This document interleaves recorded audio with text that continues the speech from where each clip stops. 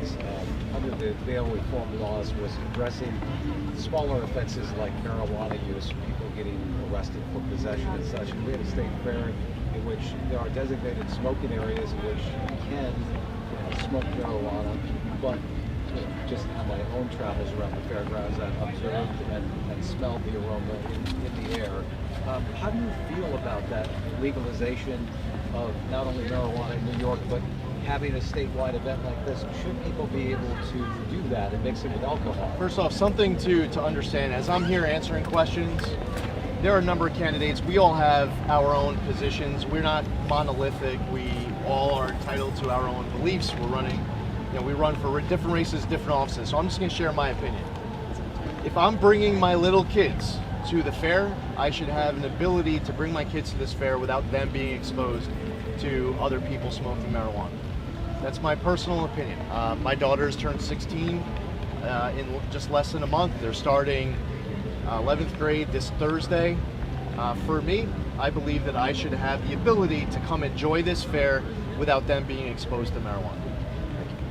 And by the way, I feel like I should be able to bring them to New York City and have them walk streets without them having to observe people who are doing crack on the streets.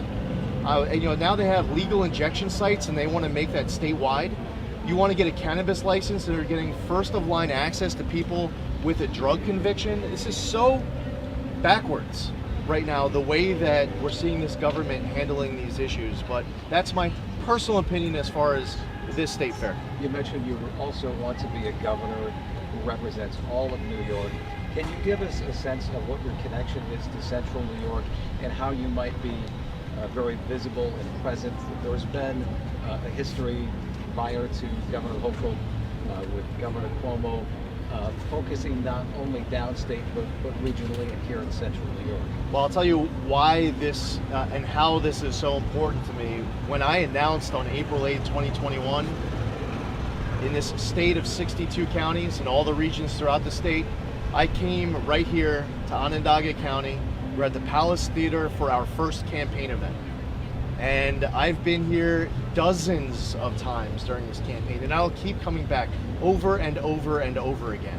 And I will lean on these state legislators from this area to make sure that they have all the support that they need from Albany, whether it's in the budget, it's laws that are getting passed so that they can represent their constituents. Unfortunately, what happens in this state of 62 counties, it kind of feels like it's 58 counties against 4 counties. By the way, not even Staten Island, which is part of New York City, but those 4 other counties, they have a lot of power up in Albany.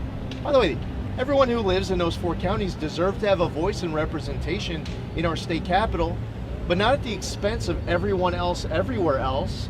We want all New Yorkers, regardless of whether you're in a red county or a blue county, or purple, whether you are Republican, Democrat, Independent, every New Yorker should feel like they have a voice and representation in our state capital.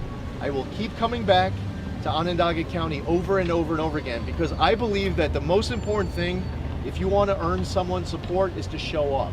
And the most important thing if you want to earn keeping their support is to keep showing up over and over and over again. And I want these state legislators to be able to go back to their constituents and tell them about all. By the way, it doesn't matter whether you're a state senator who's a Republican or a Democrat. We all 213 legislators, they all have constituents, and that's why it's important that everyone has a seat at that table.